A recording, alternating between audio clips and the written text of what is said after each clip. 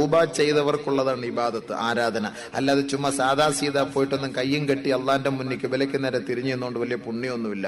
മനസ്സിലാക്കണം, തൗബ ചെയ്തിട്ട് ഇബാദത്തിലേക്ക് വാ. ഇബാദത്ത് എന്ന് പറഞ്ഞാൽ എന്താ?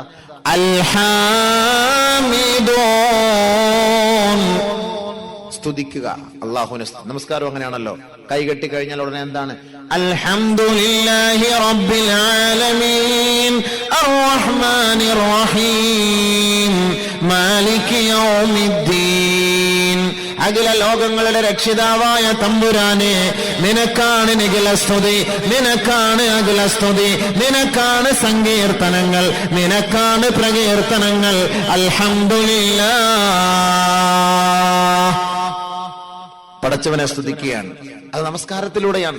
വെള്ളം കുടിച്ചാലും അൽഹംദുലില്ലാഹ്, തുമ്മിയാലും അൽഹംദുലില്ലാഹ്, ഒരു സന്തോഷ വർത്തമാനം കേട്ടാലും അൽഹംദുലില്ലാഹ്, ഭക്ഷണം കഴിച്ചു വയറ് നിറഞ്ഞു അൽഹംദുലില്ലാഹ്. ഇതാരുടെ ജോലിയാ? ഇബാദത്ത് ചെയ്ത് അള്ളാഹുവിനെ സ്തുതിക്കാൻ തയ്യാറാകുന്നവർക്കുള്ള അടുത്ത പണിയാണ് ഇബാദത്തിലൂടെ അള്ളാഹുവിനെ സ്തുതിക്കുക എന്നുള്ളത്. ഇനി എങ്ങനെയൊക്കെയാണ് അള്ളാഹുവിനെ സ്തുതിക്കുന്നത്? നോമ്പ് പിടിച്ചുകൊണ്ട് അള്ളാഹെ ആരാധിക്കാം, സ്തുതിക്കാം.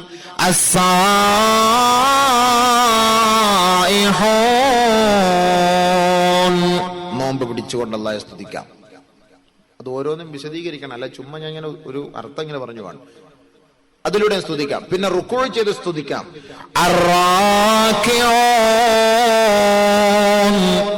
റുക്കൂയിൽ എപ്പോഴും റുക്കൂയിലൂടെ അതെങ്ങനെയൊക്കെയായിരുന്നു എന്ന് പറഞ്ഞുതരാം ഇൻഷാ അല്ലാഹ്.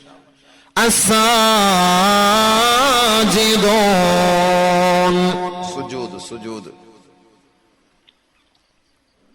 ഈ ഇബാദത്ത് നമസ്കാരം നിലനിർത്തിയവരുടെ അടുത്ത പണി എന്തെന്നറിയോ? തൗബ ചെയ്തവർ, തൗബ ചെയ്ത അടുത്ത പണി എന്താ? ഇബാദത്ത്. ഇബാദത്ത് എന്ന് പറയുന്നത് എങ്ങനെ? സ്തുതിക്കുക, റുക്കൂ ചെയ്യുക, നോമ്പ് പിടിക്കുക, സുജൂദ് ചെയ്യുക. ഇവരുടെ ഡ്യൂട്ടി എന്താണെന്നറിയോ? അടുത്തത്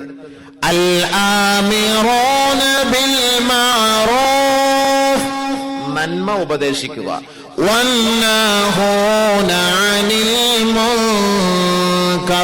ഇത്രയും ക്വാളിറ്റി ഇല്ലാത്തവർക്ക് ഈ നന്മ ഉപദേശിക്കാനോ തിന്മയെ വിട്ട് തടയാനോ അവരെ കൊണ്ട് കഴിയില്ല, പറ്റേയില്ല. ഈ ക്വാളിറ്റി ഉള്ളവരാണ് ആ പോയിന്റിലേക്ക് എത്തേണ്ടത്. അമിറൂന ബിൽ മഅറൂഫ്, നന്മ ഉപദേശിക്കുക, തിന്മയെ വിട്ട് തടയുക. അങ്ങനെ നന്മ ഉപദേശിക്കുകയും തിന്മയെ വിരോധിക്കുകയും ചെയ്യുമ്പോൾ അള്ളാഹുവിന്റെ വിധിവിലക്കുകളെ ഇവൻ മാനിക്കാനും പാലിക്കാനും ഉൾക്കൊള്ളാനും തയ്യാറാകും. അതാണ് അള്ളാഹ് പറയുന്നത്,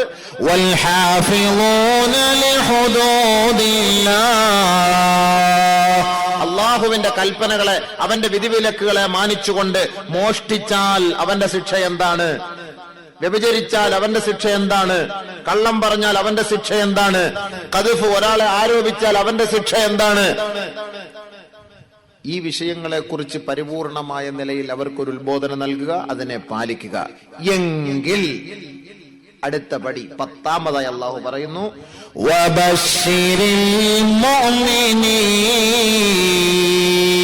ഈ വിശ്വാസികൾക്ക് സന്തോഷവാർത്ത അറിയിക്കൂ നബിയേ.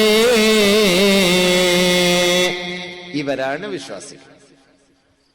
ഓരോരുത്തരും ഞാൻ പറയുന്നത് പരിശോധിക്കണം, ഈ പറഞ്ഞതൊക്കെ ഉണ്ടോ ഇല്ലയോ എന്ന്.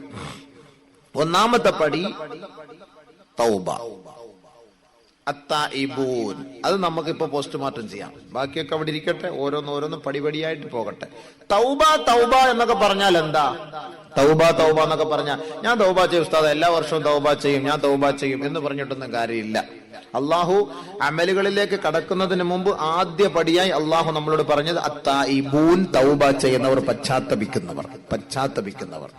പശ്ചാത്തപിക്കുന്നവരായാൽ മാത്രമേ നിങ്ങളുടെ ഇബാദത്ത് ഞാൻ സ്വീകരിക്കുള്ളൂ, ഇല്ലെങ്കിൽ ഞാൻ സ്വീകരിക്കുകയില്ല. അതുകൊണ്ടാണ് അല്ലാഹു സുബ്ഹാനഹു വ തആല മുഅ്മിനീങ്ങളെ വിളിച്ചിട്ട് മാത്രമല്ല പ്രവാചകന്മാരോട് പോലും എല്ലാവരോടും തൗബ ചെയ്യാൻ പറയുന്നത്. എല്ലാ പ്രവാചകന്മാരും തൗബ ചെയ്തിട്ടുണ്ട്, എല്ലാരും തൗബ ചെയ്തിട്ടുണ്ട്. തൗബ ചെയ്യാൻ ആദ്യം അള്ളാഹുവിന്റെ കൽപ്പന ആദം നബി അലൈഹി സ്വലാത്തു വസ്സലാമിനോട്. അവർ രണ്ടുപേരും അല്ലാഹു സുബ്ഹാനഹു വ തആല സ്വർഗ്ഗത്തിൽ താമസിക്കാനുള്ള അവസരം നൽകി. യാ ആദം ഉസ്കുൻ അൻത വസൗജുകൽ ജന്ന فكلا من حيث شئتما ولا تقربا هذه الشجرة فتكونا من الظالمين. ആദമേ, നിങ്ങൾ രണ്ടുപേരും താമസിച്ചു സ്വർഗത്തിൽ, പക്ഷെ ഇന്ന വൃക്ഷത്തിന്റെ അരികിലേക്ക് നിങ്ങൾ അടുക്കരുത്. അങ്ങനെ അടുത്തുപോയാൽ നിങ്ങൾ രണ്ടുപേരും അക്രമികളായി പോകും. പക്ഷെ എന്ത് ചെയ്യാൻ? നമ്മളൊക്കെ ഉണ്ടാകണമല്ലോ. പിശാചിന്റെ പ്രേരണയാൽ ഹവ്വാ ബീവിയെ വലയിലാക്കി ആദം നബി അലൈഹി സ്വലാത്തു വസ്സലാമിനും രണ്ടുപേർക്കും കൂടെ ആ ഭക്ഷണത്തിൽ പങ്കാളികളായി രണ്ടുപേരെയും അല്ലാഹു സുബ്ഹാനഹു വ തആല സ്വർഗത്തിൽ നിന്ന് ഈ ദുനിയാവിലേക്ക് അയച്ചു. സസ്പെൻഡ് ചെയ്തു, ഡിസ്മിസ് ചെയ്തില്ല, സസ്പെൻഡ് ചെയ്ത് ദുനിയാവിലേക്ക് സ്വർഗത്തിൽ നിന്ന് വിട്ടോളാൻ പറഞ്ഞു.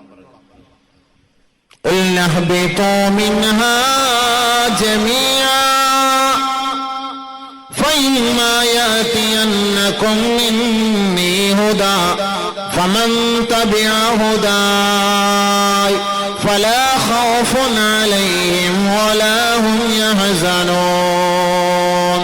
വണ്ടി വിട്ടോ, എന്റെ നിയമനിർമ്മാണങ്ങളെ പാലിച്ചുകൊണ്ട് ദുനിയാവിൽ ജീവിച്ചാൽ അവർക്ക് ദുഃഖവും വേണ്ട, പ്രയാസം വേണ്ട, എന്റെ വഴികളിലൂടെ സഞ്ചരിച്ചു.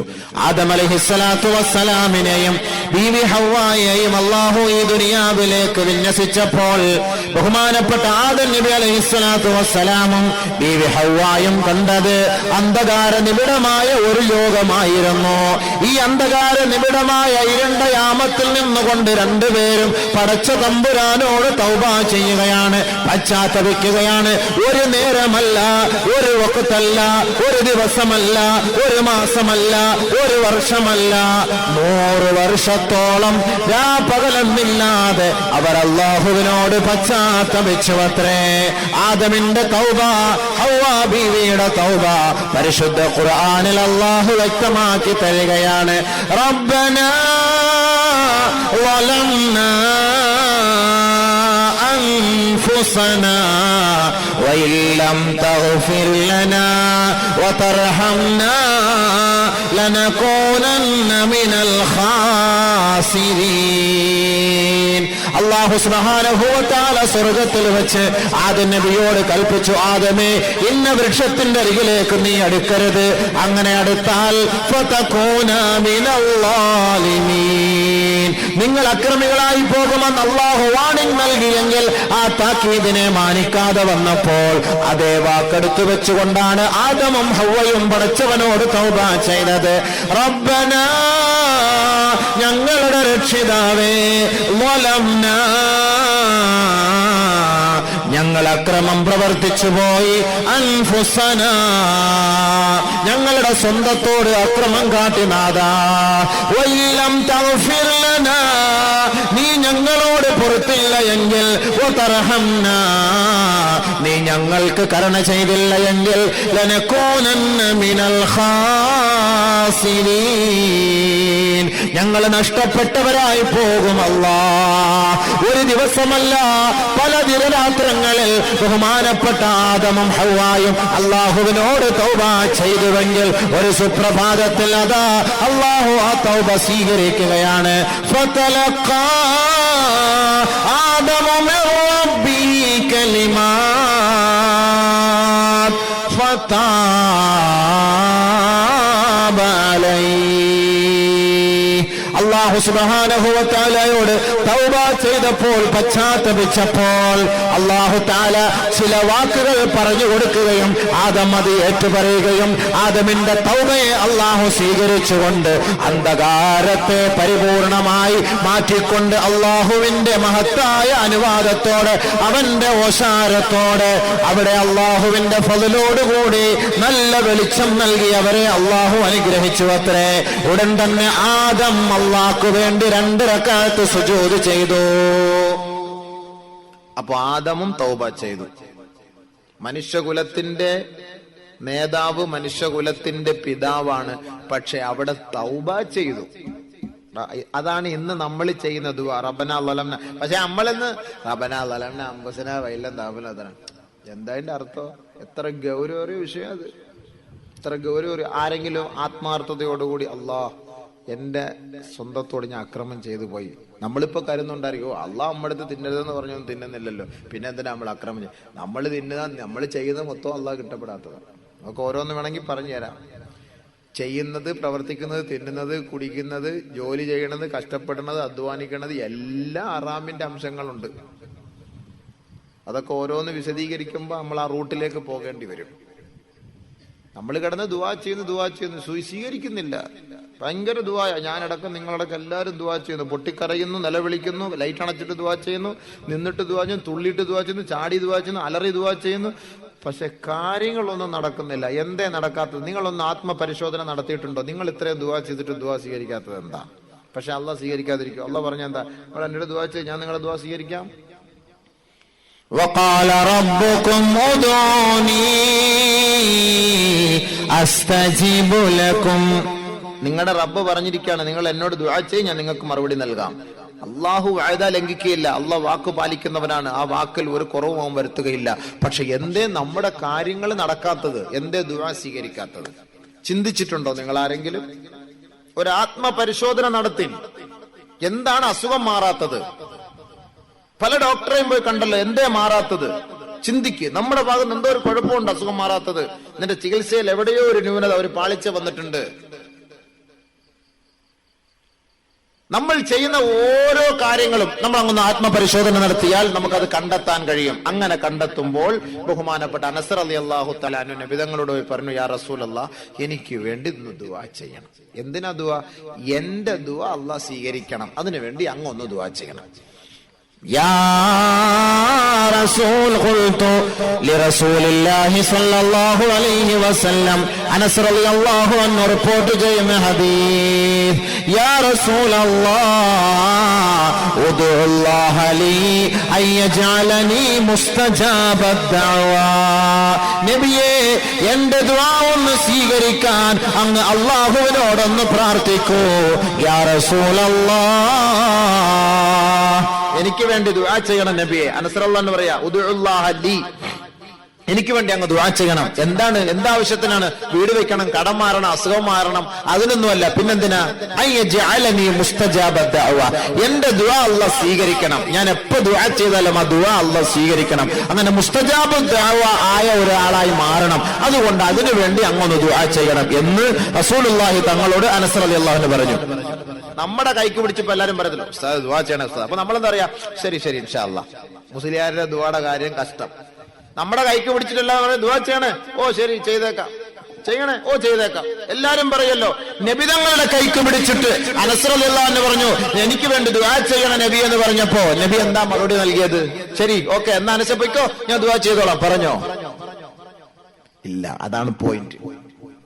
യാ അനസോ, ഓ അനസേ, അതിബ് കസ്ബക് തുജബ് ദഅവതുക്. ഒരേ ഒരു പോയിന്റ് ആണ് ദുആ സ്വീകരിക്കാനുള്ള മാനദണ്ഡമായി അല്ലാഹുവിന്റെ റസൂല് അനസ് റളിയല്ലാഹു അൻഹുവിനോട് പറഞ്ഞത്. ലോക വിശ്വാസികളെ നിങ്ങളോടും പറയുന്നത്, ഏ അനസേ, അതിബ് കസ്ബക്, നിന്റെ സമ്പാദ്യം നീ നന്നാക്കിക്കൊള്ളുക. തുജബ് ദഅവതുക്, നീ ഉയർത്തുന്ന കൈകളൊന്നും അല്ലാഹു തട്ടിക്കളയുകയില്ല. പിന്നീട് നബിതങ്ങൾ പറഞ്ഞു മനസ്സിലാക്കി കൊടുക്കുകയാണ്, ഫൈനർ റജുലൽ മുഅ്മിന ലയർഫഉൽ ലുഖ്മത മിനൽ ഹറാമി ഇലാ ഫീ ഫലാ യുസ്തജാബു ലഹു ദഅവത്തുൻ 40 ലൈല. ഒരു വിശ്വാസിയായ സഹോദരനോ വിശ്വാസിനിയായ സഹോദരിയോ ഹറാമിന്റെ വിഹിതത്തിൽ നിന്ന്, ഒരംശത്തിൽ നിന്ന്, അവന്റെ ഭക്ഷണ പാനീയങ്ങളിൽ നിന്നോ അവന്റെ വസ്ത്രത്തിൽ നിന്നോ ഏത് തരത്തിലും ഏത് മേഖലയിൽ നിന്നുമാകട്ടെ, അവൻ വായിലേക്ക് ഹറാമിന്റെ ഒരു പിടി ആഹാരം അവൻ ഉയർത്തിയാൽ ഫലാ യുസ്തജാബു ലഹു ദഅവത്തുൻ 40 ലൈല, 40 ദിനരാത്രങ്ങളിൽ അല്ലാഹു അവന്റെ ഇബാദത്തുകളോ പ്രാർത്ഥനകളോ സ്വീകരിക്കുന്നതല്ല.